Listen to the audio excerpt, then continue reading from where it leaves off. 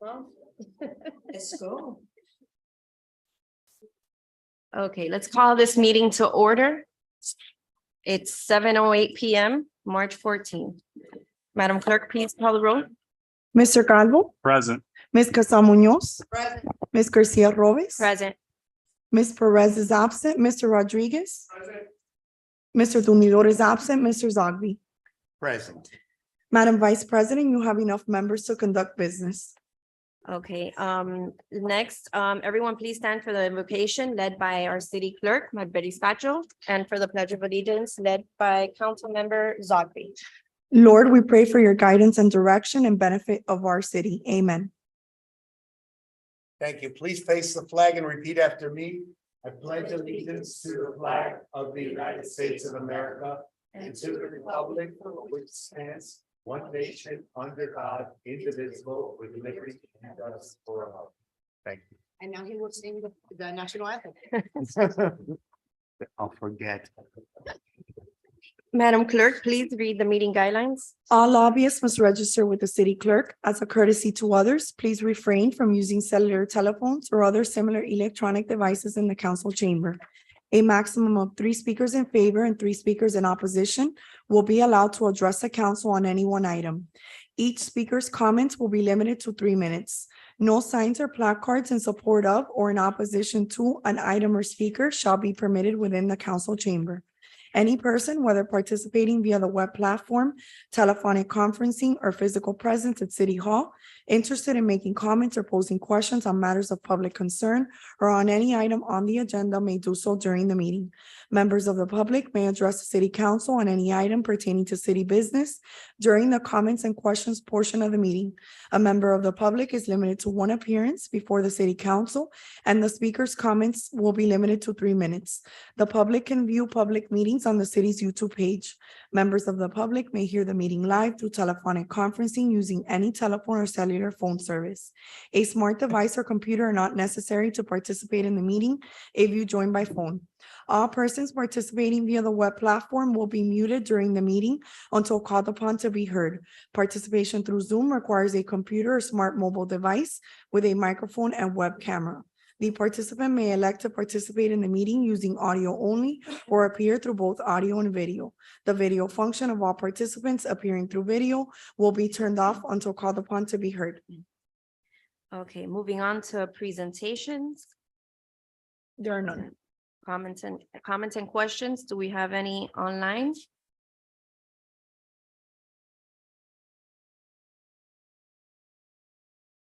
No, No. No. nobody online? Do we No have one any in on- the chamber?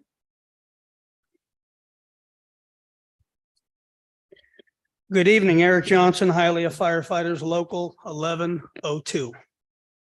Just an update for everybody first. A special thank you to the mayor, Mayor Bobo, Tim Benjamin, and Lourdes Munder, who actively had to interject themselves in my cancer treatment to get the coverage that I needed.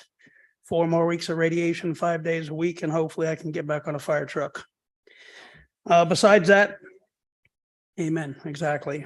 Besides that, obviously, the council is aware that we've been plagued with many lawsuits in the past, unfortunately brought on by this union. We have successfully defended most of those lawsuits or won most of the lawsuits. And unfortunately, due to the practices of our current workman's compensation system, I'll give you 2 examples of why I will be filing lawsuits again soon. And this will cost not only the council and the city, but the taxpayers who fund it. A fireman who has a heart attack is covered by law under the heart-lung bill. But unfortunately, when we are sent to the quack doctor, which obviously has cost the city millions of dollars in lawsuits over the years, they make a determination and say, no, well, we don't know what caused you to have a heart attack. And even though they're supposed to be covered, his workman's compensation claims are denied.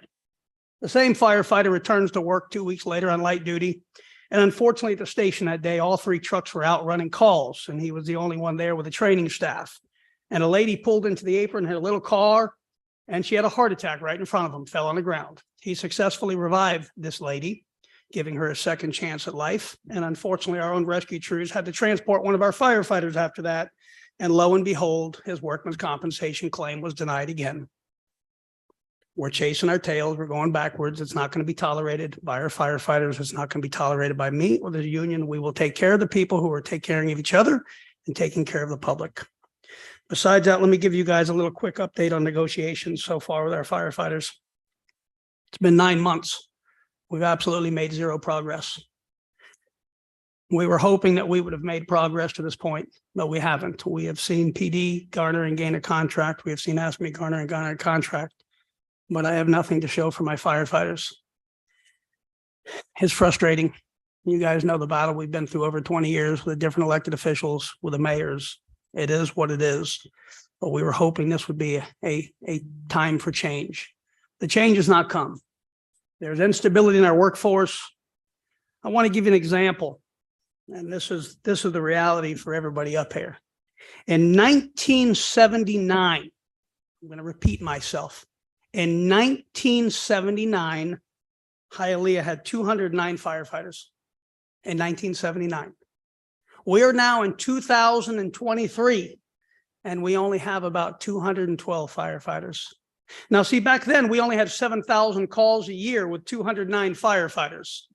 We're running 46,000 calls a year with the same amount of firefighters, 46,000 calls a year with 3 additional stations and an increase of population that I can't even expound upon. There's a problem here, and it has to be fixed. To update you, just to candidly put it, the morale in our fire department, no matter how hard we've tried to pull it together, it's falling apart. And unfortunately, when we fall apart, that affects the community that we work in. When PD loses a member, because obviously we thought that giving them a raise would keep our benefits, they would keep our police officers here. It hasn't kept them here. They're still leaving. And we told the city, when you take away 40% of a person's pension, it's going to affect you, not just now, but forever. Same thing they did to the fire department. The same thing they did to all the employees here that have sacrificed everything for so long. We pulled the rug out from under them. There's no coming back for this. Financially, there's no coming back from this unless plans are made now. It's about to get bad here. It's about to get bad because we right now have about 14 people in another process. And although we're going to hire people, I want you to understand what happened during our hiring process. The last time we hired, we used to have 1,000 people out the door. We couldn't even get 30 people. On the day of our hiring, we hired 25 people. You know how many showed up? Only 15 of the 25 hired showed up. And because of our standards, we only graduated with 9. We're hiring the bottom of the barrel because nobody wants to come here. That's the update on negotiations. We're going to have to do something to fix the city. I have faith. I still remain optimistic. I love the mayor. I love his new team like you wouldn't believe. But that team wasn't here for 20 years as we endured the abuse. The mayor wasn't here for 20 years, but he's been left with a bag of crap. And I almost feel bad for him because now he's got to process through it. That's our update. I ask you guys to continue to keep us in your prayers. We do more for less, and we do it with less, and we do a damn good job, and we're not going to stop. Thank you. Okay, moving on to announcements of amendments, corrections to the agenda. There's none, ma'am. Board appointments. Proposed resolution appointing David Fernandez to the Board of Trustees of the Employees Retirement System as the management appointment for the remainder of a 2-year term ending on December 31st, 2023. Okay, I don't know if anybody wants to speak on this item. Otherwise, do we need David, a otherwise, motion? motion. Motion. Second. We have a motion by Councilmember Zogby, and we have a second by Councilmember Casals Did we Munoz. ask him if he wants it? Have we asked David if he's okay with this? Because we're just like telling him. He didn't oppose to it. He's sitting right there, so. We didn't ask him if he didn't want it. Congratulations. Thank you. Mr. Calvo, Yes. Ms. Casal Munoz. Yes. Ms. Garcia Robes. Yes, Mr. Rodriguez, Yes. Mr. Zogby. Yes. Motion carries. The item is approved. okay, moving on to consent agenda. Does anyone want to pull an item? You're the chair. You're recognized. Item J.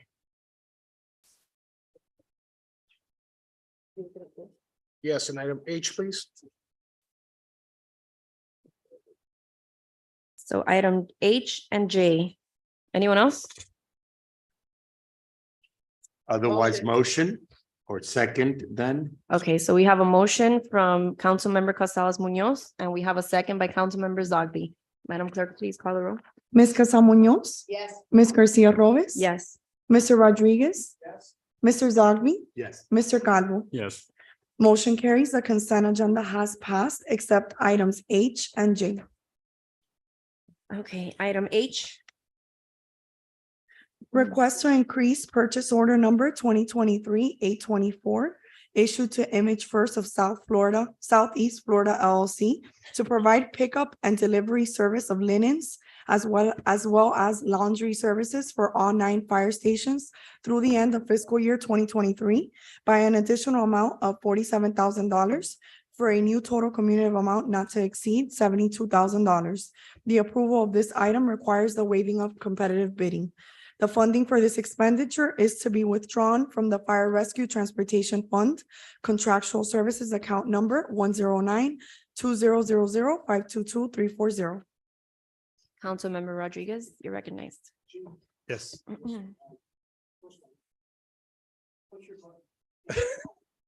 So Chief, just asking questions, big jump there. Did we get more firefighters or just asking? What's? No, what was happening before is the cost has gone up. We got more stations Okay, and like I said, the costs are crazy.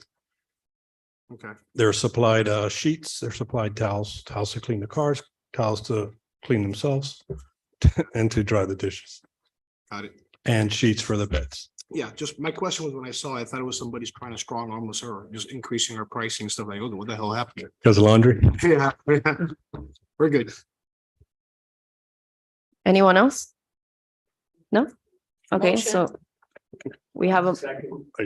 motion by Councilmember Casares Second. Munoz, and we have a second by Councilmember Zogby. Madam Clerk, please call the roll. Mr. Rodriguez, Mr. Zogby, Yes. Mr. Calvo, Yes. Ms. Casa Munoz, Yes. Ms. Garcia Robes. Yes. Motion carries. The item is approved. Item J. Proposed resolution ratifying and approving the collective bargaining agreement between the Hialeah Civil Service Employees Association, AFSCME Local 161, and the City of Hialeah, Florida, for a period beginning on October 1st, 2022 through September 30th, 2023, a copy of which will be on file in the office of the city clerk and providing for an effective date. Councilmember Calvo, you're recognized. Thank you. I wondered if somebody could give me sort of a top-down summary of what the agreement entails.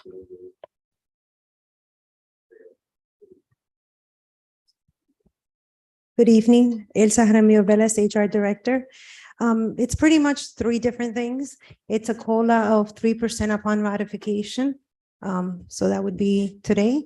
It's a new evaluation form that we've agreed on, as well as a sign-up bonus for dispatch personnel of up to $1,500, and it is at the city's discretion. And it's a 1-year contract.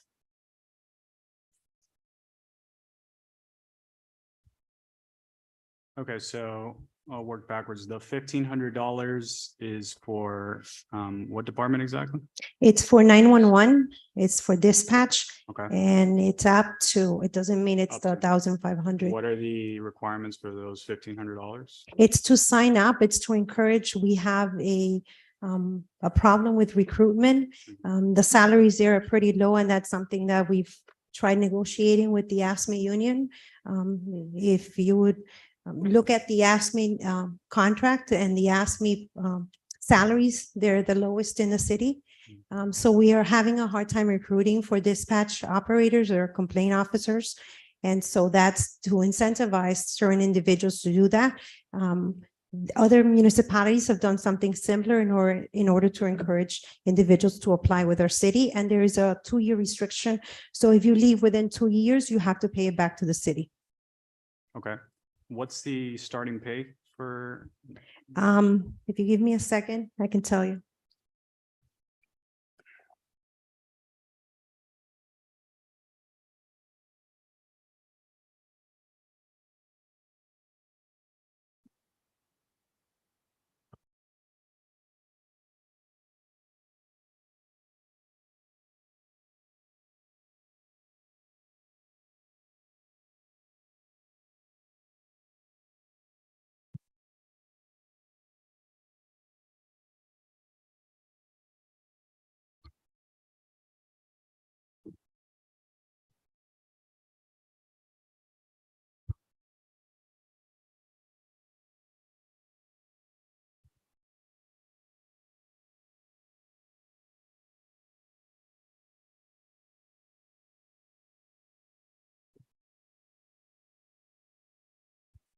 Okay, so some of them are pay range 47 and the starting salary. Hold on a second.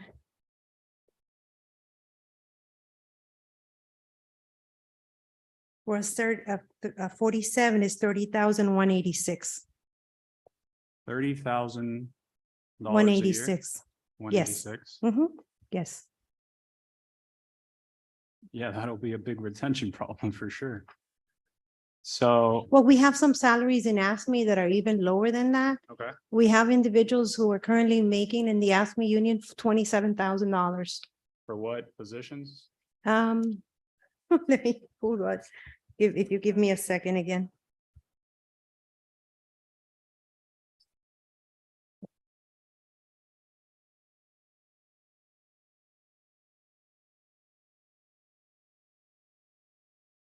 It's, one of them is the assistant aquatics manager.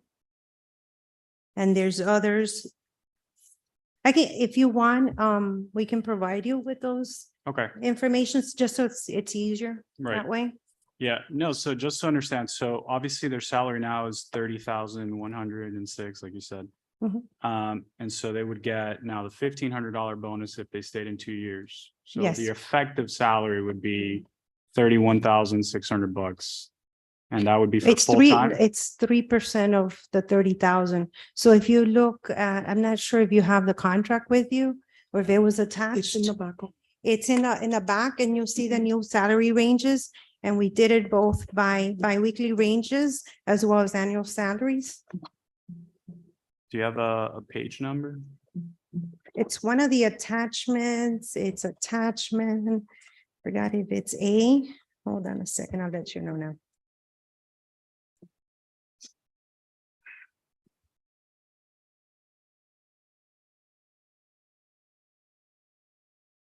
It's attachment appendix A.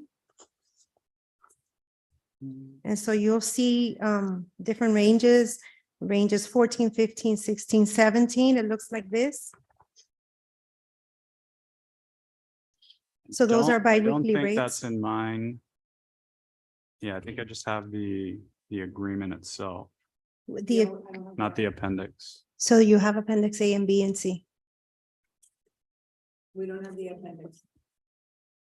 We go to page 78. Yeah. and nothing else. I see, please. Thank you.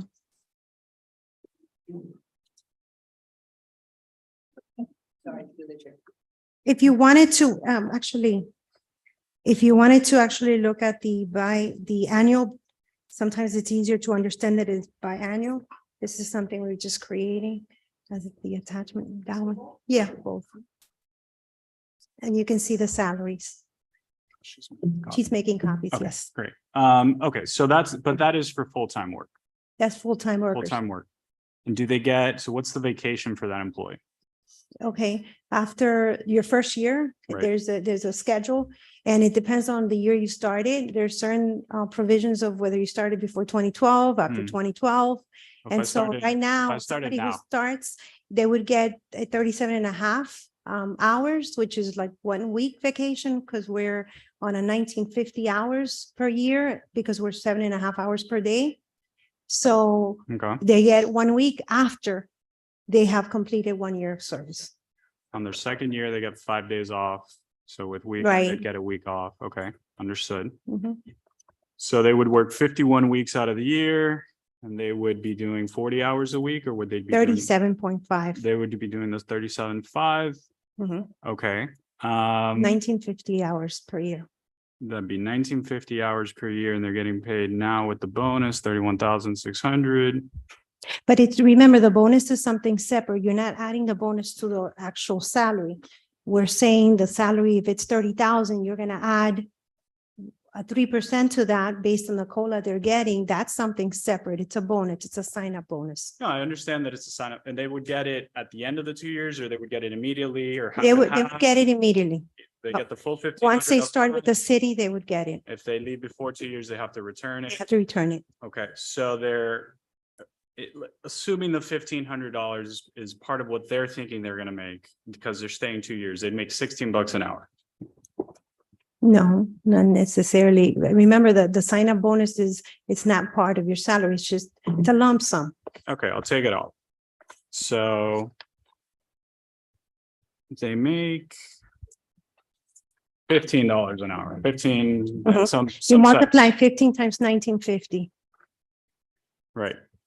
And do they need, out of curiosity, do they need to come in, do they need the certification for the 911 operator before coming in, or they get trained on the job? They get trained on the job. They get Trained. different trainings on the job. So basically, anybody off the street could apply to this position and be hired. Yes, considered. yes, Okay. and you get trained. It's a very hard job to do. Right. Do we like actively recruit, let's say from like Cohia graduates? Yes, they do. Okay. Do you see most of our applicants being Cohia students, or do you see more just generally? When I last looked at it, it was Cohia students because they do recruit there. Almost exclusive. Yeah, Okay. yes. Okay. And so, and then when you're saying you're having the sort of issue hiring, Mhm. what do you think that's due to? What do I think from an HR perspective? Yes. It's due to I think a lot, the job to begin with is very hard to do and not everybody can do that job. Right. It's a very stressful job, but the ones that you do attract to have, I don't think it's a problem, not just in the city of Hialeah, it's a problem in other agencies as well. Right. And usually you have vacancies, most of my 25 years in public sector, I've always known that there's always been an issue with recruitment for this type of work. But I think our salaries don't help it. What's, if you know off the top of your head, what would be a competing salary elsewhere in this regional area for the similar position? Probably closer to the 40s plus. Okay, But that's I'm in the wrong kind I- of. no, it's throughout the city. It's throughout the city when you look at the salaries comparable to other municipalities. For a city our size, they're rather on the lower for certain positions. So would you say that, I mean, looking at our city now for a second, is this, out of all the departments in terms of hiring, is this the one that you'd be most worried about? No, No? police, Police? yes. Okay. Now, police doesn't have a role in this agreement per se, right? They have their own separate agreement? That 911 is part of police Part of and it? fire, yeah. Okay. Okay, and do you think this $1,500 incentive that we're sort of agreeing to today, is that gonna make a difference? Is it gonna dent our hiring? We're gonna have to see, because these are different tactics that have been tried in other municipalities. They are getting individuals, just because you're getting it as soon as you come in through the door. Right. So we'll have to see. Because I read and quote me if I'm wrong, but I think the county did a similar program. I think they did it with bus drivers, Mhm. $4,500 one-time incentive. And they're like struggling to get bus drivers, right? Yeah. Which is, I mean, it's arguable, but probably less stressful than this. Yeah. So I guess what's the path forward, right? I mean, listen, I understand this is obviously not an issue that you've created personally, you're sort of inheriting, but my question is, what's the path forward? How do we, because quite frankly, I mean, I don't think that this is going to do much, if anything. And, it's $16 an hour, unless I'm super passionate about 911, I'm probably not applying to this. And if I am applying to this, I'm a little scared that if I call 911, like, who's going to be picking up that phone? Right? Because we're essentially like, I mean, we just talked about it with the firefighters. We're getting the bottom of the barrel, right? So that's a public safety issue. Imagine we have to, Mhm. at some point, be responsible for that. So I guess what do you envision the path forward looking like? Well, if I had a little If you magic had a wand to wand, be able yes, to do it, absolutely. we would restructure all the different salaries throughout the city. I think that's a big incentive. Many times we lose individuals to our salaries because if they pay they pay better somewhere else. Many times that's what happens. So they leave because of salaries. Not that salaries is everything, because sometimes salaries is not everything to an individual. Okay. is there other, putting the salary part aside, which I definitely agree with you. But has your department sort of envisioned other, let's say, more creative or more Hialeah scenarios, right? Where we could incentivize folks rather than just throwing them a little bit more, $1,500? Well, we've looked at salaries with the union and we've had discussions with the unions. In the past, we've entered into MOUs with the AFSCME union, in particular when we were having a hard time in Parks and Rec. And a few years ago, we entered into several MOUs to increase those specific salaries and move them from different salary ranges. That's something we've discussed with the union, and we actually had a discussion between the 911 person, Commander Yanis, the person, one of the supervisors there, and the union and myself, when we talked about the possibility of agreeing to the salaries being different, a different range.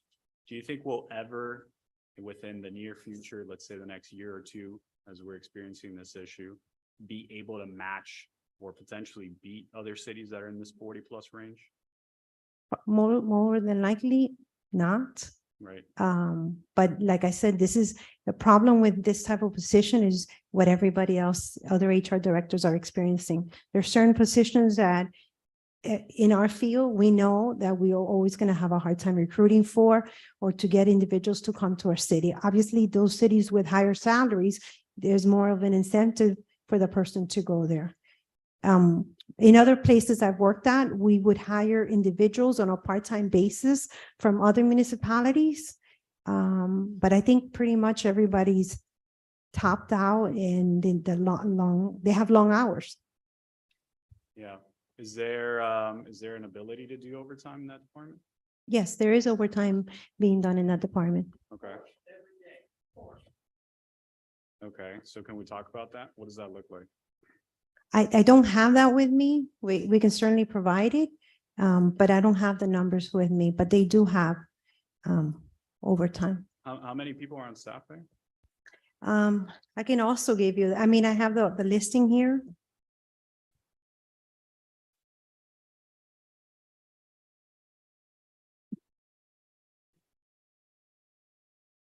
I can give you all that, if you like, obviously through the mayor's office. I can give you a listing of all the individuals in that department. I may have one, but I think mine may be, hold on a second. How do you know, maybe not how many we have, but how many vacancies we're hiring for or we're trying to fill? Yeah, hold on a second.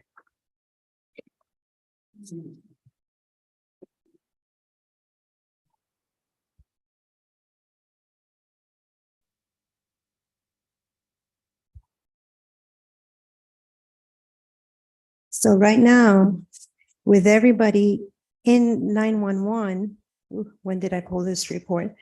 Probably a month or two ago. We had a total of 48 individuals in that division. 48 individuals? In that division, but that includes other individuals. It's administrative aide, complaint officer 1, a police officer that's assigned there, a couple of police officers that are assigned there. So everybody within there, it's the total of 48. Okay, but those folks wouldn't be getting, like, we're not looking to fill those other roles. We're just looking to hire the actual person that answers the operator, Right. for lack of a better term. Right. So how many vacancies are we looking to fill? I want to say it's close to 10. Okay, so we need 10 more folks, presumably in this department. Let me ask you a question. These folks that inevitably get hired or are working there currently,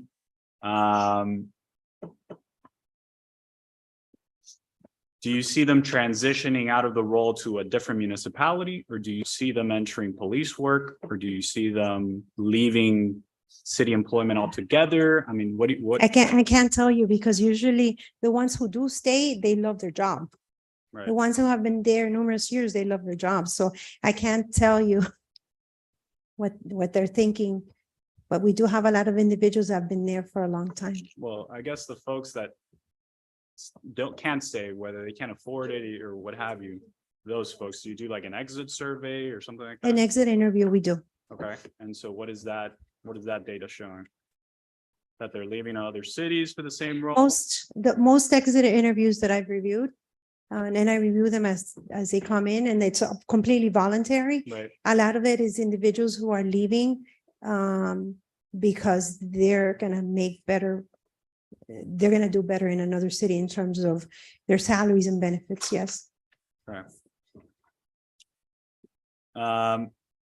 Okay, let me ask you this, aside, and we kind of went, kind of touching about it, aside from the actual salary or the $1,500 or what have you, is there any other incentive that you can think of that we can provide these folks to either retain them or to hire new ones from the street?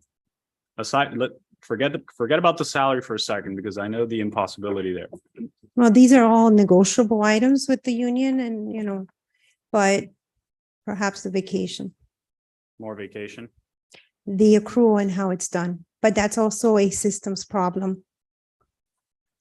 okay, Systems problem in the sense that we don't have a system that as you accrue, you get your vacation in. You have to wait a whole year for it to be placed into your bank. so do you think a system where starting day one, you start accruing like in any job, that system would work a little bit better? I think so. Okay, is that part of this agreement? No. No, a system, no, that's an ERP system. That's something that the mayor will bring forth. Okay. Let me ask you this. So I think one of the issues that salaries is so, critical, right, for this person potentially applying here or elsewhere is because it's tied to affordability, right? So if they're going to be paying $1,800 a month in rent, they certainly need to make a lot more than $16 an hour. So has anyone kind of thought through some sort of City of Hialeah employment sponsored housing incentives that can be provided? That's more of a question for the mayor and other departments. If that's something that the council would like for us to look at, we would certainly do that. I guess just from your point of view as an HR person, is this an incentive that you see provided elsewhere, whether here regionally or maybe nationally, that could help the situation? You would have to see how many of those individuals actually live in the city Mhm. for that program to work or benefit the employees, Right. right? Because like when the county tried to do something for teachers, was it the county? Yeah, the school board or the county tried to do something similar For for teachers, yep. students, for teachers, yeah. Yeah, using existing school properties and what Right. have you. I mean, certainly the city owns some Right. property. So, yeah, you would have to see if that's something that, whether, the number of employees you have that live in the city for that to be analyzed or looked at. Eric, I think you were kind of nodding your head before. I don't know if you wanted to add anything. You can keep it there. I won't read it. Here, Mr. Calvo, Eric Johnson, Hialeah firefighters. Let me clear up a couple things here. I love the way that we add different benefits and stuff like that, like someone's going to stay here. I'm going to tell you the problems, okay? When you took people's pensions away is what the majority of the reason why you come work for government. It's not about making money in the private sector where you can make as much as you want. We're limited. I'm going to take you back to what Raul Martinez used to tell me to my face all the time sitting here in this council chamber. You're never going to leave rich, but you're going to leave with a pension to feed your family, and you're going to leave with good health insurance. And the fact of the matter is, over the years, the health insurance is crap, and you stripped everybody their pensions to save a couple dollars based on lies. That's what you did. You want to retain people. You want to know where the dispatchers are going. They're going to Miami Beach. They're going to the county. They're going to other places, but they have the same amount of pay sometimes. The dispatchers, poor people, let me tell you, they're forced to stay for 12 hours, 24 hours, 36 hours. Can you imagine being a single mother, being forced and not being going home and being able to take care of your family? I'm not a sanitation worker, either are they. We can't leave our job when you have no relief. And then when you talk about the employees and where we're going, listen, I'm going to hire 30 firefighters real quick. The city is, but I'll bet you $1, all 30 are going to leave. And the dispatchers keep on hiring them. We are training the best. Were you here when the mass exodus happened in Miami Beach? What'd they do? Take 20 of our dispatchers? Because our communications director went over there and he knows we got the best of the best. We got the best city employees anywhere. I'll put Hialeah against any city in the state of Florida, but we're going to leave. You took everything from us. And I'm telling the council, like I told you to begin with, the way to fix it is starting at rock bottom. It's not about the salary sometimes. It's not.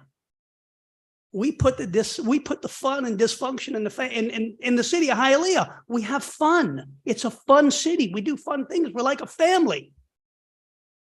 But a person like myself at 20 years on, when you pull the rug out from under me and tell me, Mr. Johnson, tomorrow you have a 40% less pension. What am I supposed to tell my wife and my kids now? What do you tell them? You're going to tell me? Because I stayed my whole career with that promise and it's gone. And you're going to tell me the kids, because let me tell you, I'm sending people to apply nonstop. My son, a fireman in Monroe County, applied for the city of Hialeah. And I said, Papa, are you sure you want to come here? And he goes, Dad, he goes, although you've been through hell, Hialeah is the best city in the state of Florida. And I'm going to work there because I guarantee you're going to fix it. And it's not just about fixing the fire department. It's about fixing the city citywide. Because in the past 10 years, what we've done, we've taken care of the upper echelon of management and we've forgotten about the employees who make the city what it is. That's what we forgot along the way. So hire more dispatchers. They're going to leave. Let's focus on the facts. They're leaving because there's nothing to keep them here. You give them $2 more an hour, they're not going to stay. What's the incentive? There's no incentive. What's the incentive to come work for the water department, the streets department, the retirement division, or somewhere else? There's no incentive.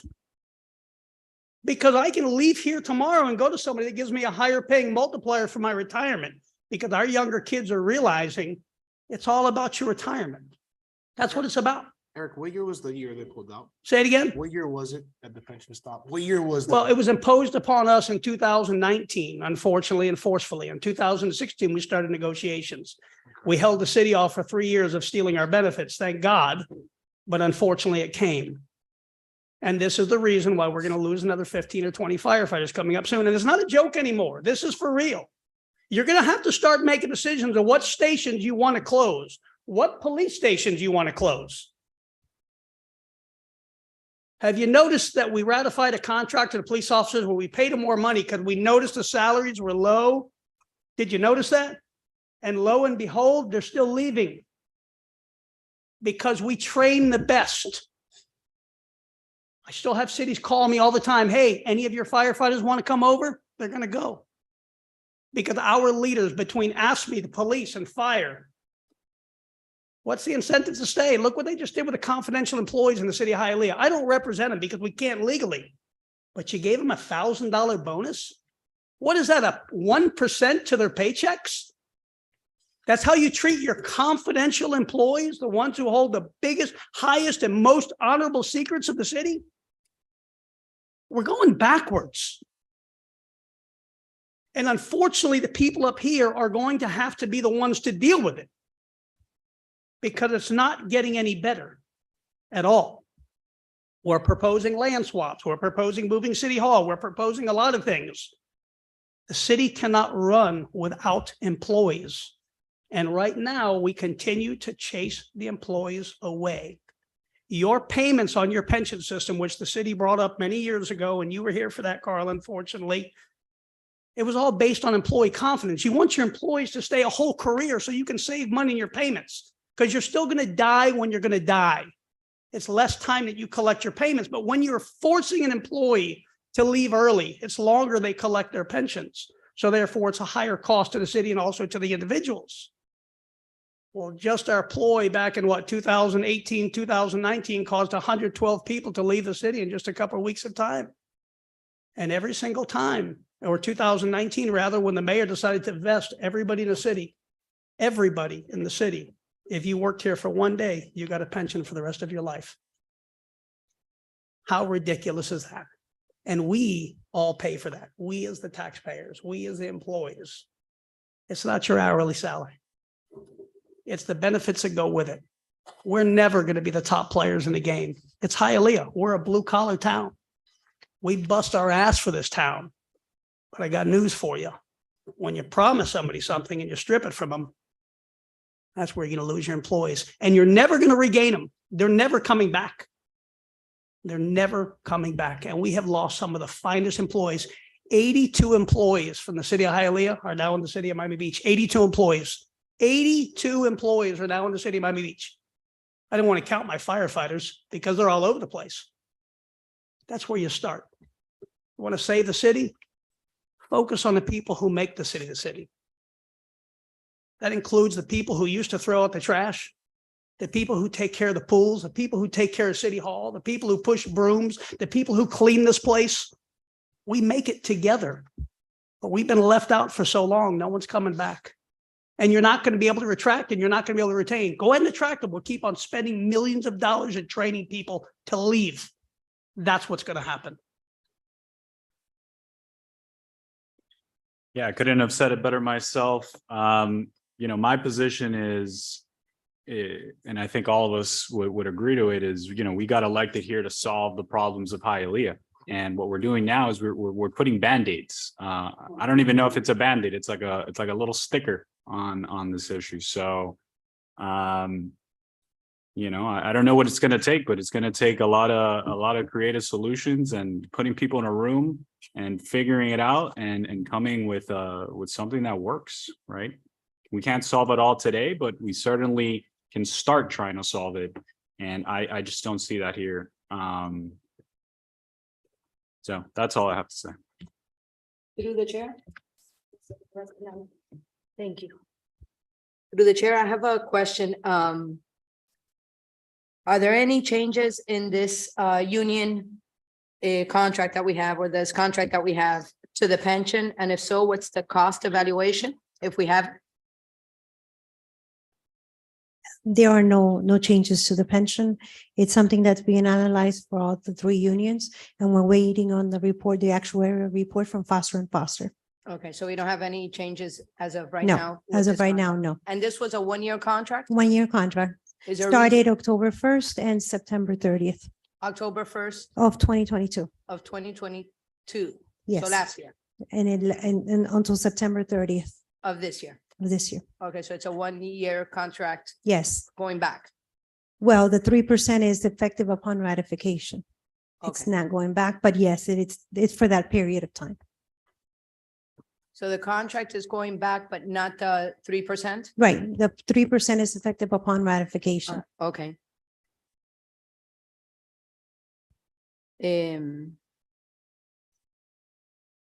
Out of curiosity, is there a reason why nobody from the union for the oh, there is, I'm sorry. Yeah, You introduced yourself to me and I completely ignored you. Eddie's here.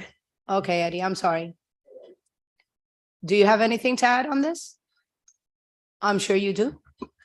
Good evening. My name is Eddie Perez. Ask me vice president or president, because I'm the only board member. You're the only board member? Yes, ma'am. Everybody's left or been made confidential. So I'm the only one. Okay. We came to this agreement with the city. We were supposed to do a 3-year contract. They did not have the actuary numbers. So we threw a curveball, made it a 1-year contract for the 3% to give a little bit to everybody. We are pretty much divided with pension employees and 401s. So I have to basically cover everybody. Just to add to Mr. Johnson's point, I started here at $9 an hour throwing garbage. Then it was privatized. How long have you been here? 22.5 years full-time. I started in 99 as a part-timer. And I cannot retire in 3 years or 4. I have to stay till I'm 62. Yeah, I might not make it. My God, stop killing them. Let it go, let it go. Okay. I lost my hair. And it's growing white. Hey, your chin caught it, so don't worry about it. Yeah. It's still there. But yeah, that's where we're at. We made an agreement. We know that the dispatchers work really hard. So $1,500 is not enough, but it's something to help. That's basically it. I didn't work here to be rich, like you said. I worked under Mr. Martinez. What department again do you work in now? Right now, Public Works. Public Works. But I started in solid waste Okay, and then it was privatized. okay. All right, I just wanted to know, because usually there's like discussion and back and forth and. Yeah, it's my first came time up. here, so I don't know the rules, but Oh, you did well. Thank you. thank you. Thank you. This is tough.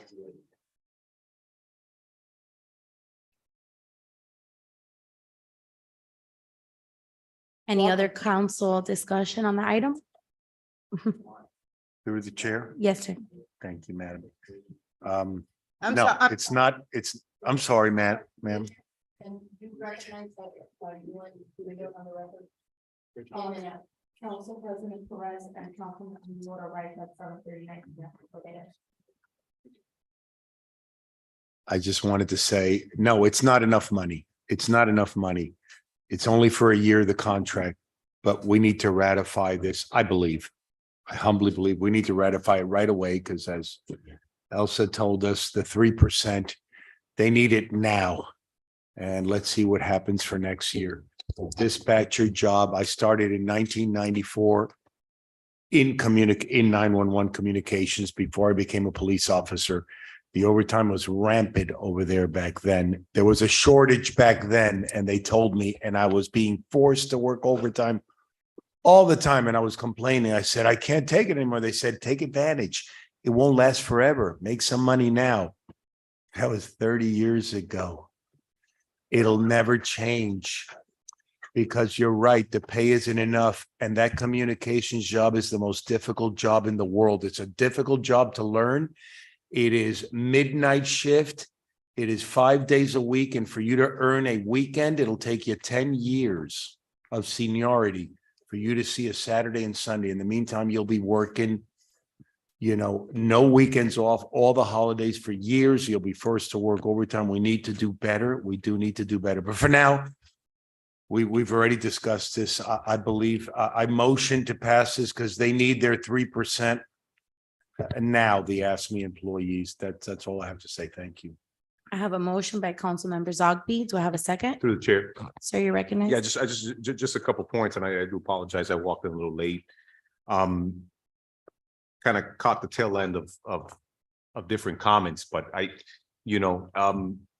money's very simple, right? And the way that money works is very, very simple. It's, how much comes in and how much goes out. And I think at the end of the day, we need to decide what type of city do we want to be, right? I think it's easy to say employees need more, more money. Employees need more benefits, and that ends up becoming a soundbite, especially during campaign season. And so I think instead of saying those sound bites, I think we need to come up with a plan. And for a long time before most of this council got here, and I say it proudly, right? Hialeah for a long time didn't have or didn't collect certain revenue that other cities did. We never had a police impact fee, right? The second largest city in Miami-Dade County never had a police impact fee, and we passed that. We never had a street or transportation impact fee, and this council passed that. And I think it's thinking outside the box, putting policy before politics. I think that's how we move forward. And that's why I've stressed on things, and I've worked with the mayor's team on this, on things like annexation, right? We have to find ways to increase revenue without increasing taxes, right? Because we're all homeowners here, and we don't want to, increase the millage rate, and we feel that, right? We feel that every single year. We feel it when the water fee goes up. We feel it when the garbage fee goes up. So we want to try to make sure that we don't hurt the pockets of the folks that live here today. But it's a reality, right? And I hate to sound like a broken record, and fire knows that I will do whatever it takes to make sure that we have the best fire department, the best police department in Miami-Dade County. But the bottom line is, I'm not going to lie to anybody here, right? The only way that we can pay more, the only way that we can give more benefits and give more salaries is if we have more revenue, right? And since the moment we got in here in 2019, that's something that we've been doing. We've made decisions that haven't been very popular with developers. We've made decisions that haven't been popular with even residents, right? Because we've approved certain developments that we understand that are going to generate more revenue, more ad valorem taxes in the future. So again, and I know all of my colleagues mean well, but at the end of the day, let's come up with a plan, right? Let's stop with the sound bites. Let's look at the numbers. It's a reality. It's an issue. We're seeing this issue with pensions, not just in Hialeah, but throughout Miami-Dade County. But I hate to say, and I would never say that there isn't a way. I think that there's always a way. There's always different ways and angles to look at different situations. And I think it's about doing it. And again, we've been trying to do it. And I think at the end of the day, we need to all be on the same page and move forward. Annexation is something that we've been looking at that we understand could generate millions of dollars. And again, it's something that we're looking to put together a team to move forward on. But I know that this is important, and I got a feeling we're going to approve this, in which we should. But we need to come up with a plan and not just come up with sound bites. So again, I applaud all the folks that put this together. We need to do more, but we're going to have to make the decisions that might not be very popular in the future to make sure that we have the adequate salaries and benefits for all of our residents and all of our employees within the city of Hialeah. I second that motion, by the way. So I have a second by Councilmember Tindidor. Through the chair. Yes, sir, go ahead. I just want to be clear. When you were saying sound bites, were you referring to me in that statement? I was referring to you, and I was referring to whoever else wants to play politics with this issue. I think at the end of the day, when we put politics first, Councilman, we never get anything done, right? We can go back and look at the budget as well, right? And when we want to play politics with high stakes, things never get done. And so what I'm saying is that in this particular issue, we shouldn't politicize these types of topics, because then it's going to be hard to move forward. And if we really want to get things done, then we understand that the revenue needs to increase to make sure that we can compete with other cities. That's the bottom line, and we shouldn't politicize this topic. I completely agree with you. I just want to be clear for the record. The only person here between you and me that proposed a project that would bring at least $5 million a year to this city is myself. And that project was turned down. So when you're talking about bringing new revenue and not playing politics, those two statements don't go hand in hand. Can you help me understand that? What project are you talking about? The CRA. What about it? Well, according to the budgetary analysis, that would bring $5 million of additional revenue to the city, at least in the first year, maybe more thereafter. And you're talking about studying annexation or what have you, and the fiscal impact that could bring so that we can start tackling these issues. But what I'm trying to understand is, how is it that you can be not for something that would bring additional revenue, but for, raising things like, impact fee? Impact fee is a tax, it's a fee, but it's really a tax on development or whoever ends up paying it. So your statements are incongruent, is what I'm trying to say. So this is what we have to look at, right?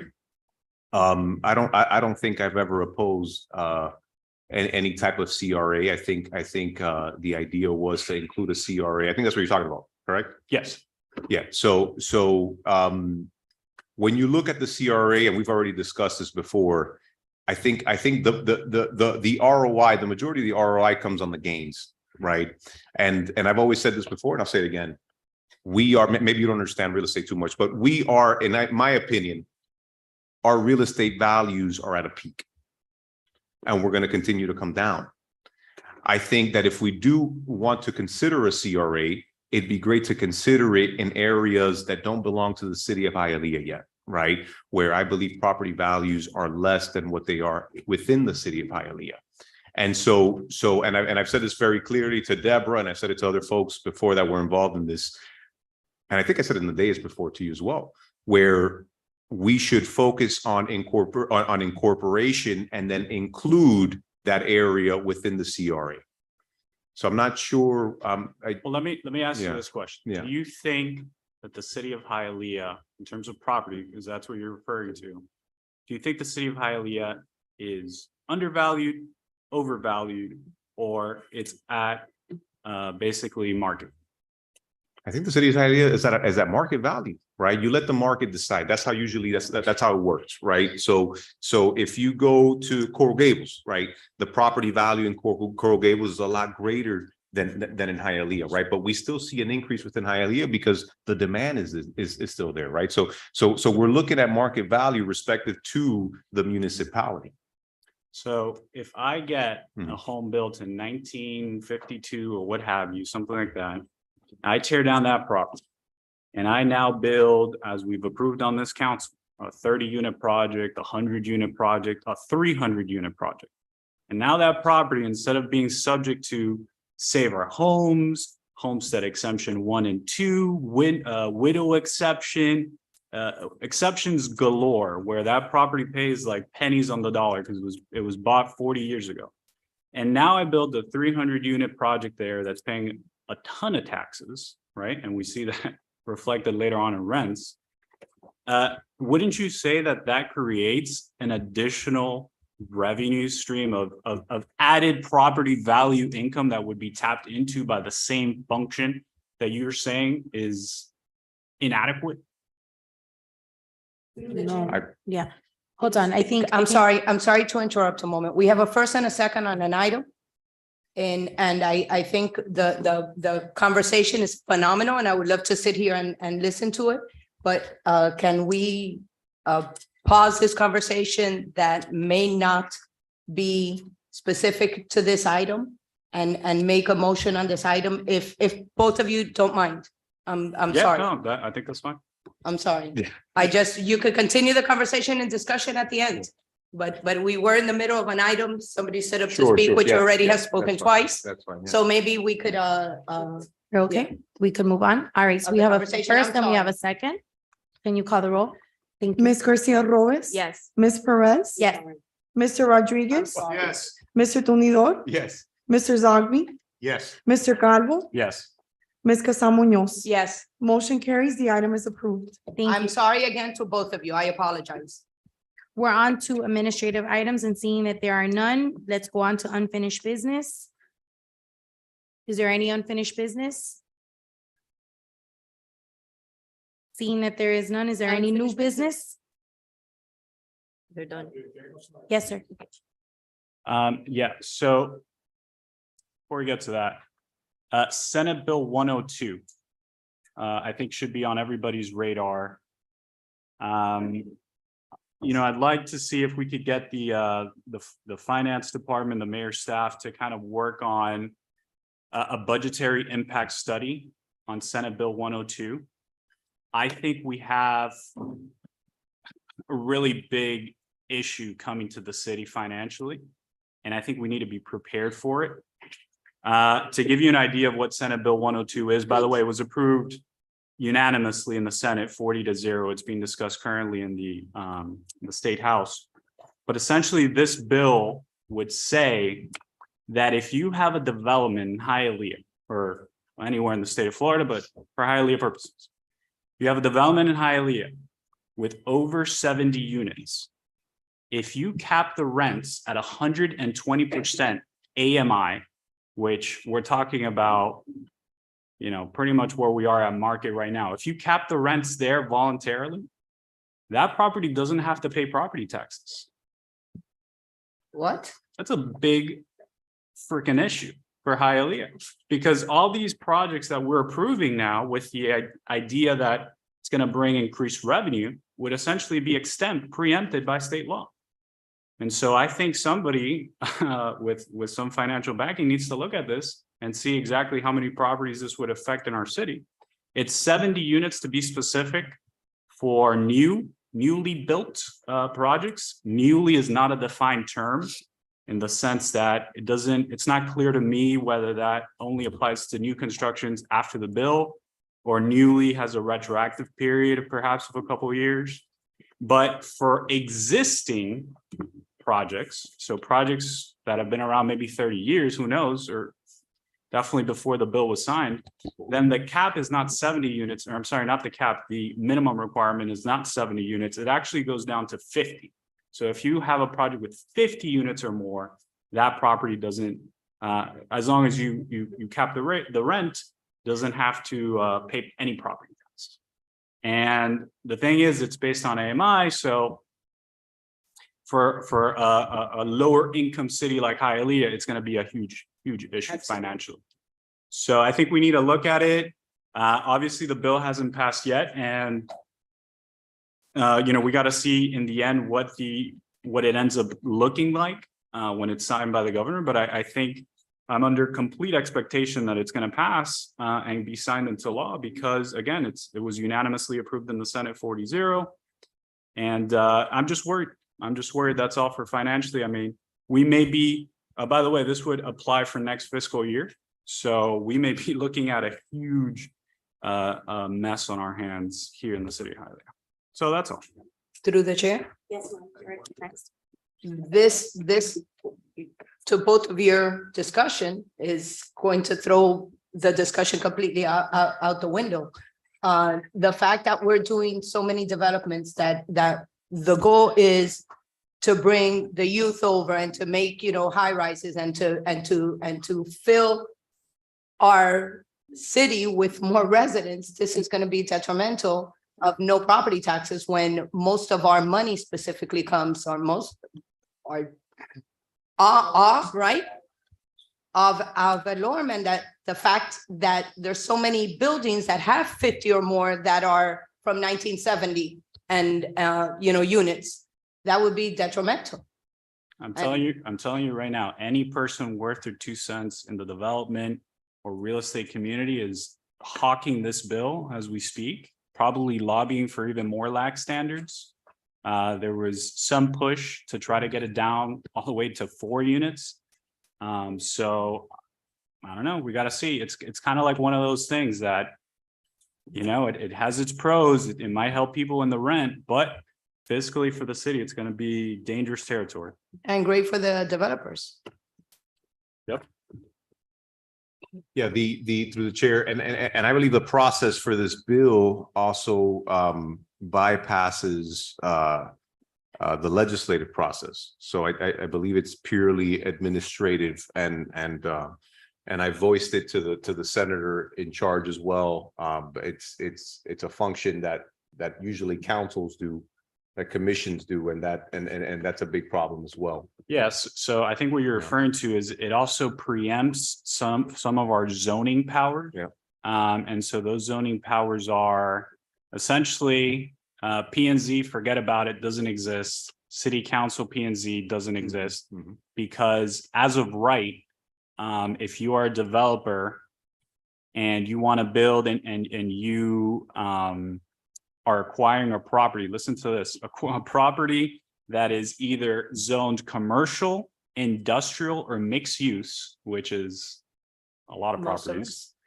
If you acquire one of those properties, you can develop that property at the highest density that exists elsewhere in the municipality. And so for us, that is TOD, which is 125 units per acre. So you could basically buy any commercial strip here in Hialeah, any industrial area, or any mixed use site, and you can build by right 125 units, and you don't have to go in front of P and Z. You don't have to go in front of the city council. All you need is administrative approval. So I'm just saying, it's a big preemption issue for sure. It's going to be interesting how that plays out, but it's looking like it's going to pass. So. Wow. Any other council discussion? All right, seeing that there is none, we're gonna move on to our planning and zoning meeting. Thank you, everyone. Might be our last.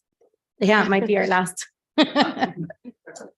All right, anyone that's going to speak on an item, could you please stand and hold up your right hand to be sworn in?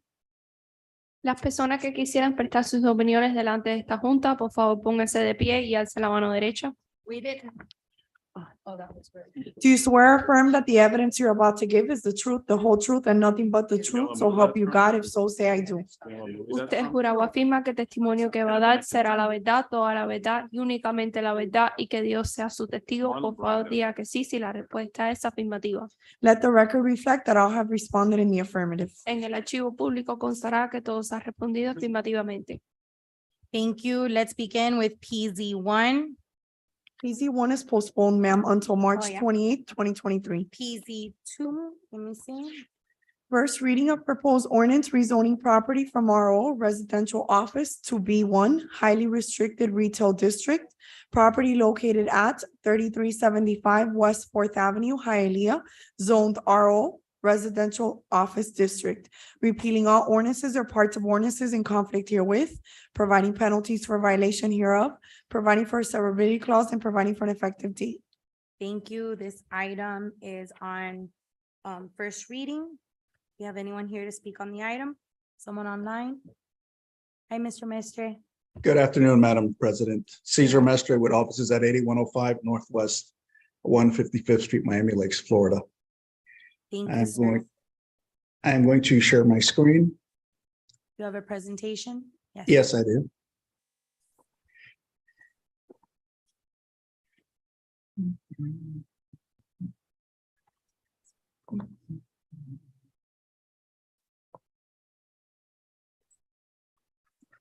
Okay, so anyone that wants to see this presentation, we could send it to you because right now we're having some technical difficulties with our televisions. I believe that this one is currently working in council chambers, but how about online? They're able to see it? Oh, okay. And I think either way, we have it in our backup. Okay. All right, thank you. Can you see it now? Yes, sir, we can. Okay, this, I think it cuts off from what we have to what you have. It's cut off. mine is cut off or yours is cut off? I think yours is. Well, from the original, the backup, we don't see the name, we don't see the city logo. I don't know if that's on your original document. Yes. Well, the one I'm looking at here, I see the name and the address, but not the city logo. Right. Or your location. I don't know So if the next slides are gonna be right. cut off also, that's why. Let me see. Understood. No, we see the next slide complete, yeah. Okay, I'll proceed, and what I'll do is I'll supplement this. I'll exchange it for the one that was there. Okay. And just to make sure that it coincides with the one that I have here. Okay, thank you. This property belongs to La Colonia Medical Center. There was a land use plan amendment that was done late last year. The land use was changed already to commercial. And now we are back for the rezoning from RO to commercial B1, which is the strictest of the commercial land uses, of the zonings. This is the property now. It's at West 4th Avenue and 35th Street. It's a corner property. Right now, there's a one-story office building with a parking lot. Across the street is another La Colonia building that is 2 stories, very similar to what we are proposing at this time. This item, PZ2, is a companion with PZ3. They're both lots go together. So this is the proposed new building that will be located on the corner. It's a 2-story. The bottom story is almost all parking except for an entrance lobby. There'll be medical offices on the 2nd floor. There is no request for any parking variance. We comply with the code as far as that goes. This is a view from the north side looking south at the building. This is the Red Road rendering. As you can see, the parking is underneath, but it is covered. Nobody can see it from Red Road, which is one of the design features that the city likes to see. Another Red Road rendering. You can see the building to the north, which would be matching with this one. And then the next item, which is the PZ3, is the surface parking lot that you see to the left of the building. That's going to serve as a buffer for the residential that's next door. There will be a CVS wall and landscaping that will be installed there. So, and this is another view of the parking lot showing you what it's going to look like there. So in order to make the land use consistent, we're asking for it to be rezoned to commercial B1. And pursuant to the renderings, this is what the project will look like. We've had a recommendation of approval from staff, a recommendation of approval from your P and Z board. So we respectfully ask for approval, and we reserve the right to answer any questions that you may have. Thank you, sir, for the presentation. Do I have any council discussion on this item? Motion. Second. I have a motion by Councilmember Rodriguez and I have a second by Councilmember Zogby. Mr. Rodriguez, Yes. Mr. Tumidor, Yes. Mr. Zogby, Yes. Mr. Calvo, Yes. Ms. Casa Munoz. She stepped away. Ms. Garcia Robes. Yes. Ms. Perez. Yes. Motion carries. The item is approved. Second reading and public hearing is scheduled for March 28, 2023. Thank you. We're moving on to PZ3. Thank you, sir. First reading of proposed ordinance rezoning property from R1 One Family District to P Parking. Property located at 374 West 34th Street, Hialeah, zoned R1 One Family Residential District. Repealing all ordinances or parts of ordinances in conflict herewith, providing penalties for violation hereof, providing for a severability clause, and providing for an effective date. Okay. Mr. Mestre, this is. Yes, Cesar Mestre with offices at 8105 Northwest 155th Street, Miami Lakes, Florida. This is the companion case to the presentation that I just gave you. This is the parking lot portion. Obviously, there will be a unity of title for these two lots, so they actually will be one lot at some point. But the same presentation, and we respectfully ask for approval, and we'd be happy to answer any questions you may have. Thank you. Do I have a motion on the item? Motion. I have a motion by Councilmember Tumidor. Second. I have a second by Councilmember Zogby. Mr. Tumidor, Yes. Mr. Zogby, Yes. Mr. Calvo, Yes. Ms. Casa Munoz is away. Ms. Garcia Robes. Yes. Ms. Perez, Yes. Mr. Rodriguez. Yes. Motion carries. The item is approved. Second reading and public hearing is scheduled for March 28, 2023. Thank you. We're moving on to PZ4.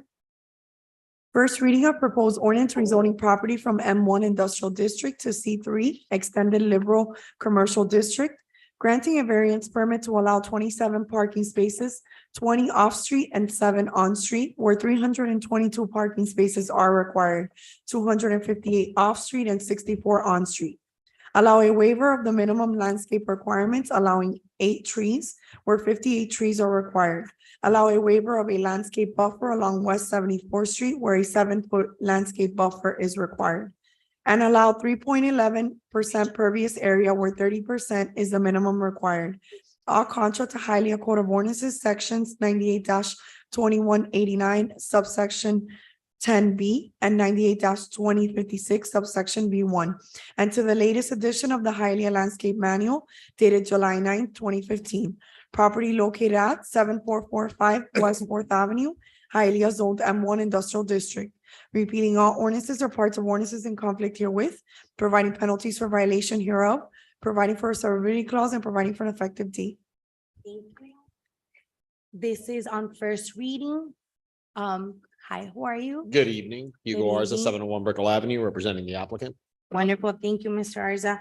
Do you have a presentation for us? I do have a presentation. I'll try and address it from over there. It's a property you're all very familiar with. And the next item also is got the same request and it's 2 buildings over. So I think you guys will get the flavor after one short presentation. Contrary to popular belief, Senate Bill 102 would also mean you never have to see me again. So that would be the only probably benefit Downfall. to all of that. The downfall. But trust me, when you guys commented on it, yes, it is being hawkishly watched by. Depends who we ask. I Right, guess. right. Thank you. 7445 West 4th Avenue, existing property. This is in the Amelia District area. So I'm pressing a button. I apologize. I've been given this. Oh, I may not work. It's entirely possible that, there we go. See, I knew that it was me. Don't laugh. It's true. So property located in the Amelia District. This is, so both this item and the next item are two buildings that are apart. This is the one on the corner of West Fourth Court, right off Red Road. The other one, is the building that houses the Balsan today. That's the next item. It's the same story for both. These are existing buildings in this area that you all have seen many developments, over the past several years, residential developments, principally, and then more recently, a commercial development where La Romanita restaurant is, if you know, so this is two buildings over from that area. What you're beginning to see here now is that these, older warehouse type buildings really are better suited now to serve the need of the local residents. And if we scroll through, and this is the current use of the property, I think you guys can see there, existing building, just a empty warehouse space of about 20,000 square feet. With the current land use and zoning and the requests here and on this property, our land use is entirely in place. With the next item, you'll actually hear both items, land use and zoning.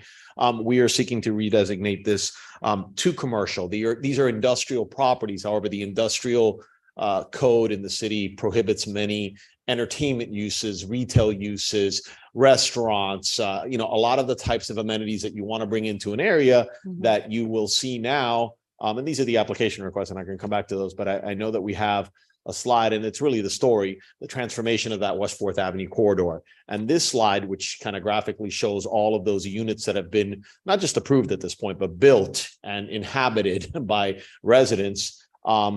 And across the street, the former kennel site that has 600 and some odd units that have either just recently been opened or will be very soon, add up to, and I can't see that far from here, but it's about 15 or 1600 units within walking distance of these two buildings. And so, you're beginning to see that critical mass that you need to have restaurants and cafes and, bars and the neighborhood retail thrive and succeed.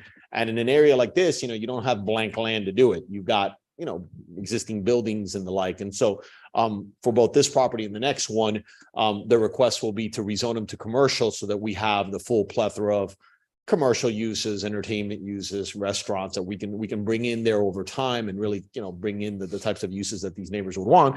But also, admittedly, these are constructed places already. We're not building from scratch. So the parking they have is the parking they have. The building's there already. The parking's there already. There's nothing else we can add. And retail and entertainment does carry with it a high parking burden. We believe, however, we agree with staff's recommendation, and thank Deborah for that we can kind of scale up as we implement other ideas. And so we've implemented, valet for special events, and we've implemented, cross-shared parking agreements with other properties. And we're going to continue to add to all of those, but we need to go through the process of rezoning the property. Otherwise, tenants can't legally come into this property. And so I think that's really the highlight of what you have before you today. The proposed site plan couldn't be simpler. It's basically a box that we hope over time to build out and lease out to some exciting new uses that the residents of this area and then others might be able to come to. We're in talks with Uber to provide for like discount codes so that if you go to the Amelia District, you get some money off. So there's a lot of ideas that are in place.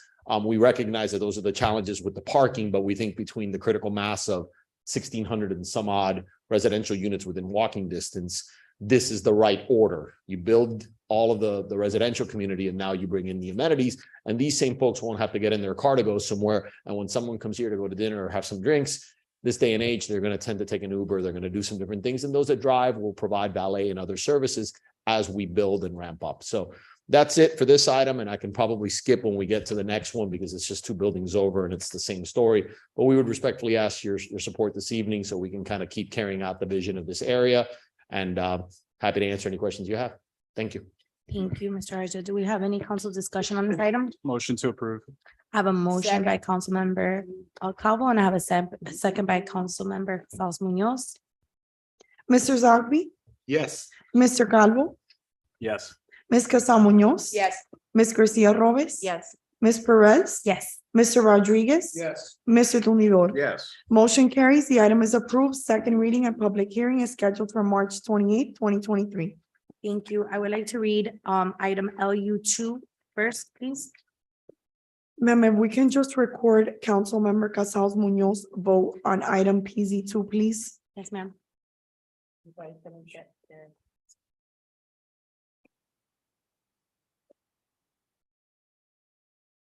Motion to approve.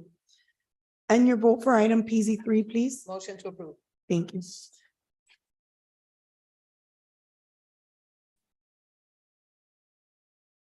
LU two, first reading of proposed ordinance amending the future land use map from industrial district to commercial district. Property located at 7551 West Fourth Avenue, Hialeah, zoned M1 Industrial District. Repealing all ordinances or parts of ordinances in conflict herewith, providing penalties for violation hereof, providing for a severability clause, and providing for an effective date. Thank you. So this item is on first reading.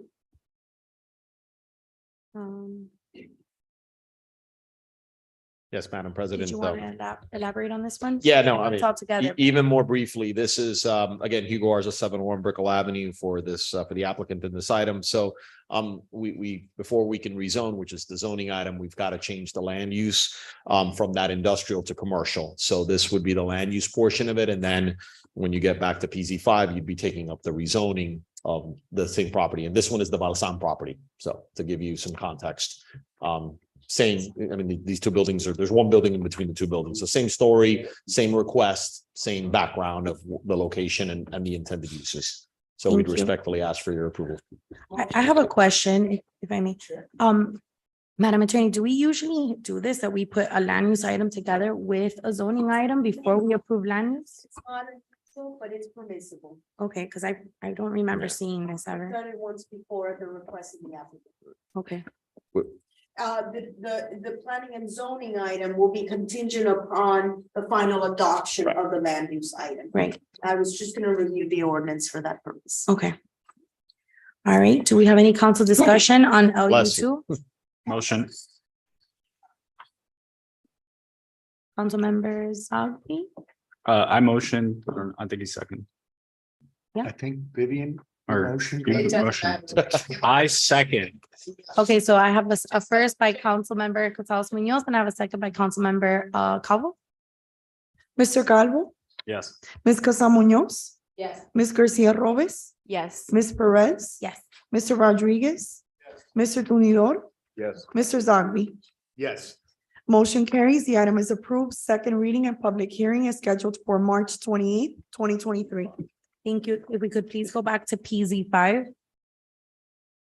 First reading of proposed ordinance rezoning property from M1 Industrial District to C3 Extended Liberal Commercial District, granting a special use permit pursuant to Hialeah Code of Ordinances, section 98-161, to allow the site to operate 24 hours a day, 7 days a week, in connection to planned entertainment events. Granting a variance permit to allow rear setback of 3.6 feet where 15 feet are required. Allow 84 parking spaces where 300 parking spaces are required. Allow a waiver of the minimum landscaping requirements, allowing 30 trees where 58 trees are required. Allow a reduced width landscape buffer along West Fourth Avenue where 7 feet landscape buffer is required, and allow 3% pervious area where 30% is the minimum required. Contra to Hialeah Code of Ordinances, sections 98-1071, 98-2189, subsection 10B, and 98-2056, subsection B1, and section D7 of the latest edition of the Hialeah Landscape Manual dated July 9, 2015. Property located at 7551 West Fourth Avenue, Hialeah, Zone M1 Industrial District. Repealing all ordinances or parts of ordinances in conflict herewith, providing penalties for violation hereof, providing for a severability clause, and providing for an effective date. Thank you. I have a question on the declaration of restrictions. Okay. Can you elaborate a little bit on what was proffered? So we haven't finalized it yet because I like to go through first reading in case there's any other suggestions. But we're incorporating various elements regarding the parking Okay. sort of enhancements that we're trying to accomplish. And so trying to bake in some of the commitments that we've made to provide for valet parking for special events, to provide for cross-shared parking. And if you look at your recommendation, you'll also see that there's kind of a tiered structure, I should say, Ms. Torch's recommendation, which we accepted and Planning and Zoning Board unanimously approved. We're going to incorporate sort of that tiered approach so that we recognize that there's a parking variance. We're not going to sort of fill up the space right away. We're going to try and do so in a fashion and commit ourselves through the declaration of restrictions to do so, as we also acquire more parking in the area, arrange for cross parking agreements, maybe put into place some of those Uber events, work with staff to show them, okay, well, we feel like we can accommodate more cars now. And so let us, sort of expand the capacity of what we're proposing at this site. So I think the declaration of restrictions is principally going to do that. And obviously happy to include or add any other suggestions, but we've worked a lot with Deborah to really trying to fine point those issues. And what is the capacity of this entertainment space? So the site is, well, I guess if we pull it up, I can probably pull up the full amount. I mean, it's, I think it's about the Balsan building is, I want to say it's approximately 40,000 square feet. Balsan takes up about half of the space today. Mhm. And then the other half, Balsan is there for a considerable amount more. It'll be several years. They have a lease. Mhm. And they're actually a very complimentary tenant because they're shut down at night. And so then the parking kind of frees up to use the rest of the space. Right. The other 20,000 square feet, give or take, we would anticipate being, probably a mix of restaurants and cafes, little shops. I mean, the idea here is to stimulate walkability. We've got all these folks that live nearby. So that's, we're hoping to kind of fill up that other 20,000 organically, right? We don't have one tenant in mind. We don't have somebody taking the entire space today. If we did, I would tell you, but it's going to be a growth to try and bring in some restaurants, cafes, things that folks want. So the 24-hour a day. So- how would so that- come into play? If So there's we've restaurants? actually modified that. We accepted as another one of the modifications. I thought that was included in here. We had made a request at the applicant's request that they may have an interest in certain entertainment uses that do go 24 hours. The city has it in the Leah district. I think that's the only place in the city, but the city has some 24-hour places. City of Miami has some places and the like. We've actually withdrawn that and are adhering to the city's normal 4:50 a.m. closing time. So we will, if that still says that, we made that commitment at planning and zoning, perhaps that it hasn't been reflected, but we are no longer asking for the permission or the variance to operate 24 hours. We would follow the city's hours of operation for alcohol sales that are embedded in your code, which At is 5 a.m. I think 4:50 a.m. I think technically it's 4:50. And we now agree with that approach. We thought it through and it's not likely we need past that time, so we dropped it.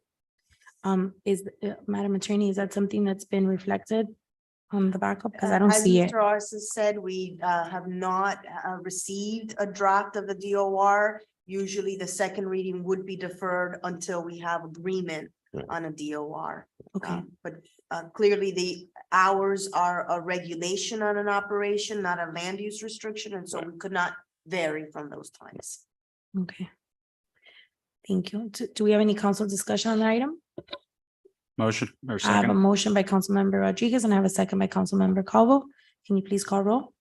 Ms. Casal Munoz? Yes. Ms. Garcia Robes? Yes. Ms. Perez? Yes. Mr. Rodriguez? Yes. Mr. Tumidor? Mr. Zagre? Yes. Mr. Calvo? Yes. Motion carries. The item is approved. Second reading and public hearing is scheduled for March 28, 2023. Thank you all. Thank you, sir. Item PZ 6, please. First reading of proposed ordinance granting a variance permit to allow 32 parking spaces where 65 parking spaces are required. Contrary to Hialeah Code of Ordinances, section 98-2189, subsection 7, property located at 7963 West 28th Avenue, Hialeah, zoned M1 Industrial District. Repealing all ordinances or parts of ordinances in conflict herewith, providing penalties for violation hereof, providing for a severability clause, and providing for an effective date. Thank you, ma'am. This item is on first reading. Do we have anyone here to represent this item? Okay, Ms. George, I have some questions. It says that there's recommendation for denial. This is one of the cases that received The microphone. This is one of the cases that received the temporary occupational license. So he has a code enforcement case and is trying to see how can he legalize. The problem is the following: this is an industrial property that when it was built, the parking was counted as industrial with a little bit more of parking to allow some commercial uses. Over time, most of the uses are commercial, so they don't have a parking, although the applicant says that their parking is not an issue. Well, you see here that they need a variance to have 32 parking spaces where 65 are required. So what he has a store, a sporting goods store that he sells sneakers online. Okay. And also he has a barber shop. So this temporary license was given for the barber shop without DERM approval or any type of approval. So wanting to legalize that, he's before the city requesting this variance. My denial is based on the lack of parking. Okay.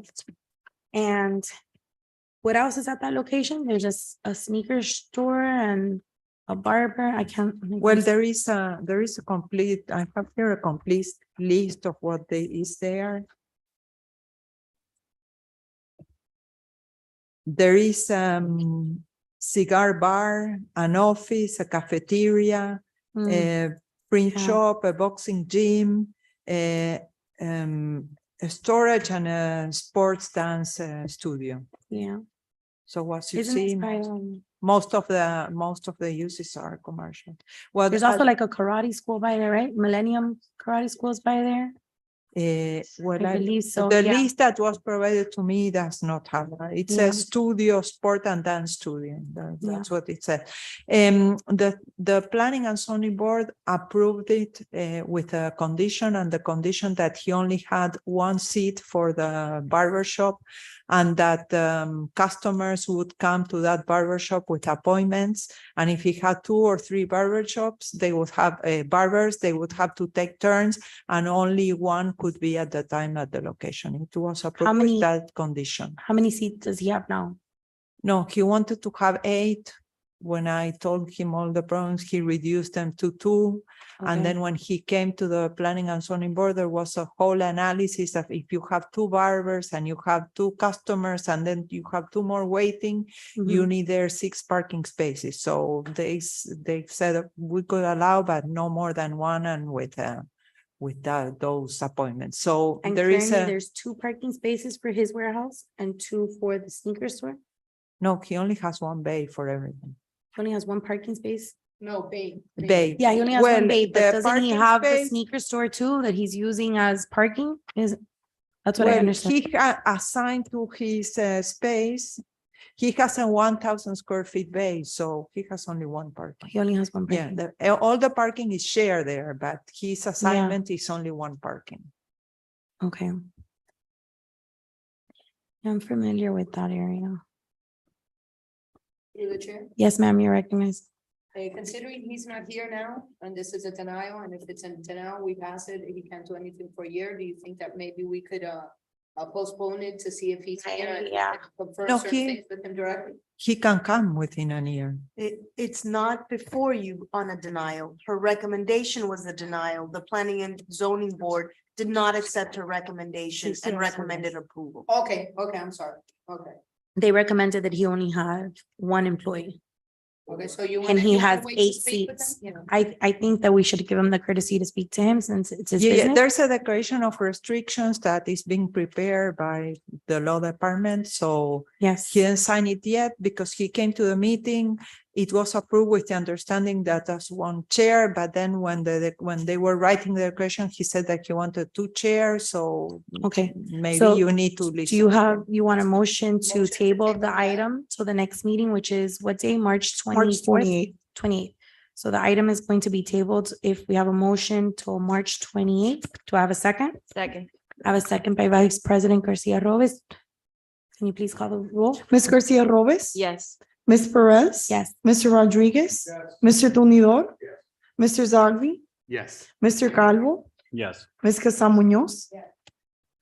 Motion carries. The item was postponed until March 28th, 2023. Thank you. Okay, we're moving on to PZ seven.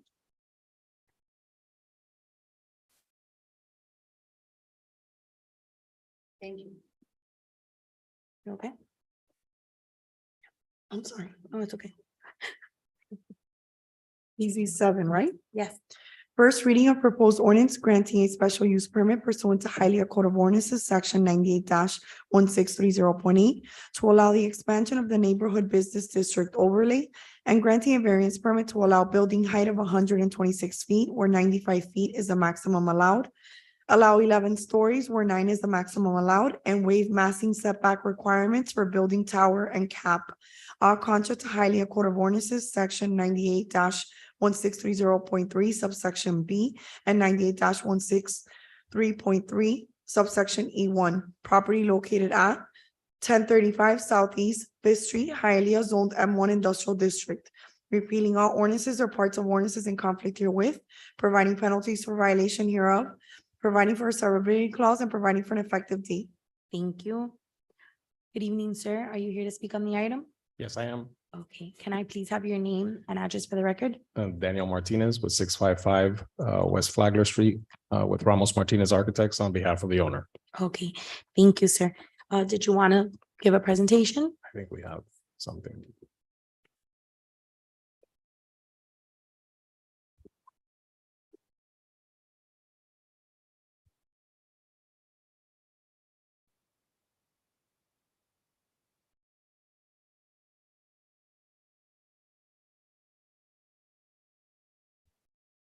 Almost there.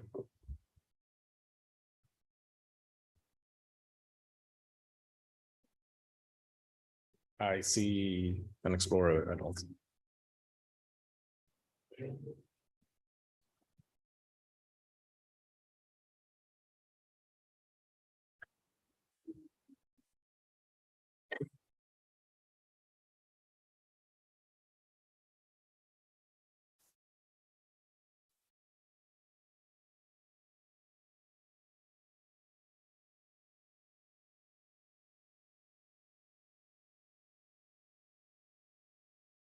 One is presentation and the other one is, while it's being loaded, it's a really short presentation, but this is a half-acre lot within an industrial district. The owner is looking to convert it to residential, office, and commercial retail on the first floor with ample parking. As a matter of fact, there is an overage of about 100 parking spaces. The owner intends to be the genesis of the redevelopment of this area by incorporating pedestrian activity and mixed use through residential and office.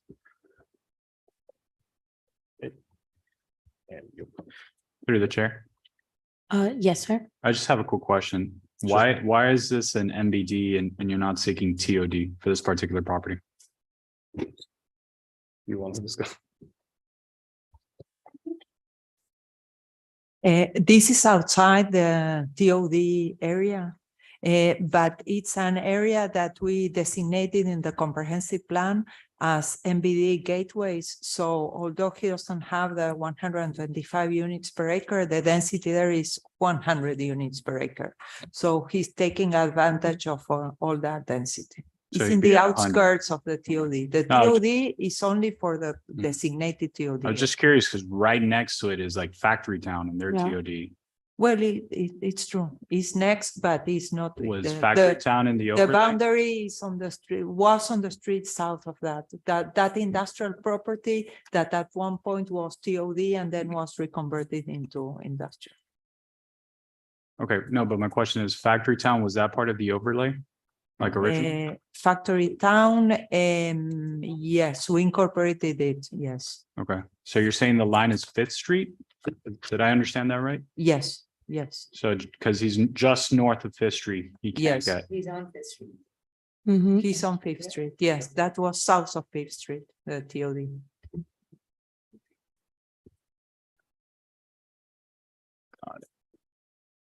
And since the city changed those land use, it's not like in the other district, Each property needs to come to change the land use, but in this one is the first TOD district that we created, and we changed the land uses. That it was a city initiated change. So the ones that are TOD, except for Factory Town that came later. Yeah, I guess the question is, if you're already gonna be at 100, why not be at 125, right? I mean, Well, they are at How many 100, they are at 100, they are offering us more parking spaces than what they have, so I think this is to our advantage. mm, You have more parking spaces, those industrial warehouses that are there, maybe they get converted into commercial, they have an alternative to rent the parking, so I think it's a good thing. gotcha.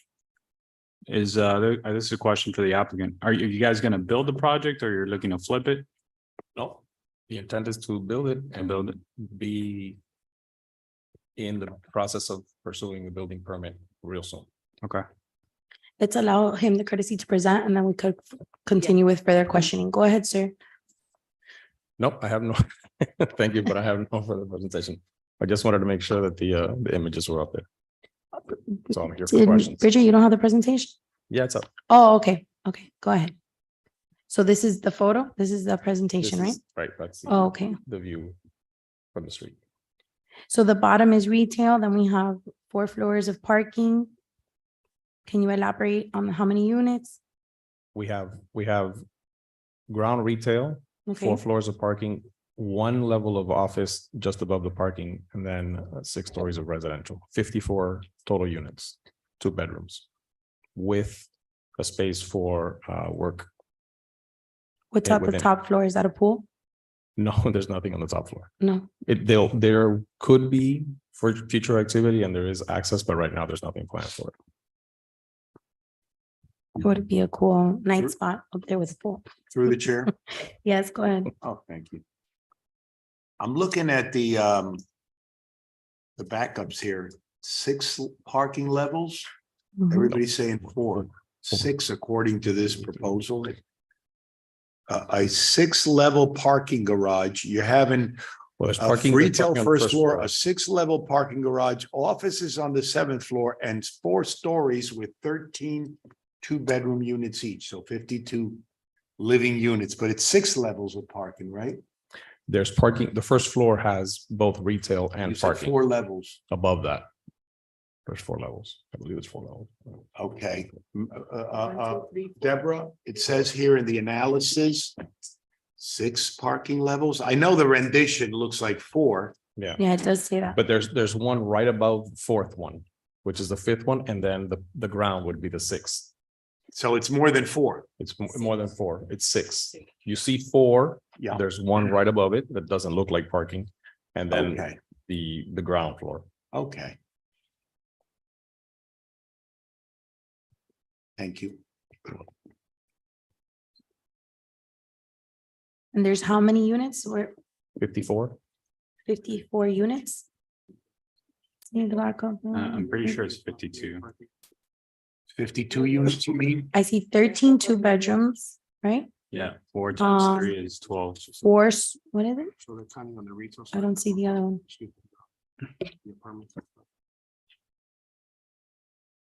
Through the chair? Yes, ma'am. No, go, you were gonna ask a question. Councilmember, How many parkings, when you do that, I have to lower my voice. How many parking does a parking consist of does a parking consist of the commercial as well? Yeah. It And we have has how many extra? 111. 111 extra. And he has they are only 1 bedroom, or you have No. one of them? 2. The 2 bedrooms have 2 parking spaces. Then they have a quarter parking space for guests. Then they have the parking for the commercial. And then they have the parking for the offices and for the retail. When the owner came with his first idea, we told them, we need more parking, and that's why he said, okay, I'm betting on this parking because I know that one day I will be able to rent it out, so that's why he built this with parking. Okay. So we were asking them for more than what was needed No, by, not for more, but if they could. Yeah, we wanted to comply with parking and he decided as his business Okay. idea to have more parking. which is Okay. good. Through the chair. Yes, sir, you're recognized. Daniel, the side of the 54, how many are two twos? 52. All of them. Oh, all of them. All are two twos. Oh, because it looks like it says 13 only. 13 two-bedroom units on each floor. Oh, on each floor. So 52 units Hmm. or 54? It's 54, it's 52. Well, that's. what It's it how said. many floors that have units? It's four stories, this is 52. 52. Four. If it's 4 floors, it's 52. That's why I'm trying to see where the math is adding up here. It's 4 floors, right? Yeah, 52 Yeah. Unless maybe they're counting 2 units 13. downstairs that This are floor retail. has 52 units. Okay, well, Right? it's 54 because they are not all the floors the same. There are 2 floors that have the laundry and those 2 that don't have. There you go. We found the other 2. We found it. But Not on the, everybody has laundry on every floor. but the rendering Loud enough shows for you 5 guys? floors. Is it my, Because one is the office, one is the office and then downstairs is retail. retail. So. Okay. So the question is, Got it. the question is, do we, through the chair, do we Yes. have any, do we have any apartment complex that has a pool like that on the top? I know we don't have a pool. But wouldn't it be awesome in Hialeah if you put a pool up there? Well, many Next of to the- Factory Town. Many of the TODs have pools. Yeah, but on the roof he's talking. I don't Yeah, think- I don't think we have- want a I don't think- rooftop pool. So we're asking. Daniel, we're asking for a rooftop pool. We want cabanas, pools, a cigar bar. Motion. We have a motion with a pool, no? By Yes. Councilmember Yes. Rodriguez. Do I have a second? Second. I have a second by Councilmember Zogby. Can we please call roll? What about lights? Ms. Perez, Yes. Mr. Rodriguez, Yes. Mr. Tumidor, Mr. Zogby, Yes. Mr. Calvo, Yes. Ms. Casa Munoz, Yes. Ms. Garcia Robes. Yes. Motion carries. The item is approved. Second reading and public hearing is scheduled for March 28, 2023. Thank you. Item LU1, please. Second reading and public hearing of proposed ordinance amending the future land use map from residential office district to commercial district. Property located at 218 East 49th Street and 226 East 49th Street, Hialeah zoned RO residential office and R1, one family district. Repealing all ordinances or parts of ordinances in conflict herewith, providing penalties for violation hereof, providing for a severability clause, and providing for an effective date. Thank you. This item is on second reading and public hearing. Is there anyone in council chambers or online that would like to speak on this item? Good morning. Good afternoon, Madam President. Cesar Mestre. Office is at 8105 Northwest 155th Street, Miami Lakes, Florida. We did a full presentation with some slides for you. The first reading was unanimously approved. These are the doctor's offices on 49th Street that are going to be torn down and a new building is going to be put in. The RO, as you know, is kind of outdated. The necessity of having more than 2 licenses is what's prompting this redevelopment in the area. So I would be happy to answer any questions, or if somebody wants to see the presentation, I'll be happy to do it again. What's the pleasure of the council? Motion to approve. I have a motion by Councilmember Casals Munoz and I have a second by Councilmember Tundidor. Mr. Rodriguez, Yes. Mr. Tumidor, Mr. Zogby, Yes. Mr. Calvo, Yes. Ms. Casa Munoz, Yes. Ms. Garcia Robes, Yes. Ms. Perez. Yes. Motion carries. The item is approved. Thank you. Congratulations. Thank you.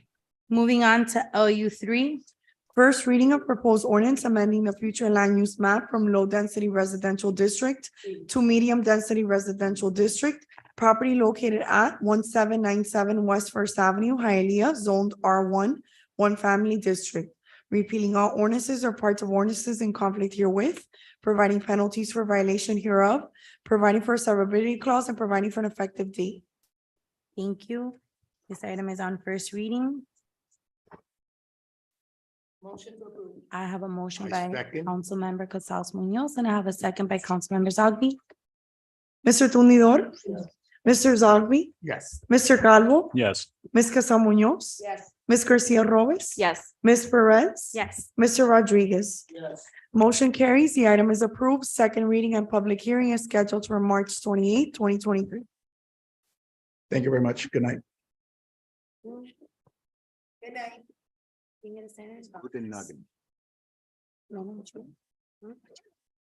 Do I have a motion to adjourn? I have a motion by Council Member Gonzalez Munoz. We adjourned at 8:58. Our next meeting is March 28th. Not gonna be here March 28th. Okay. Okay.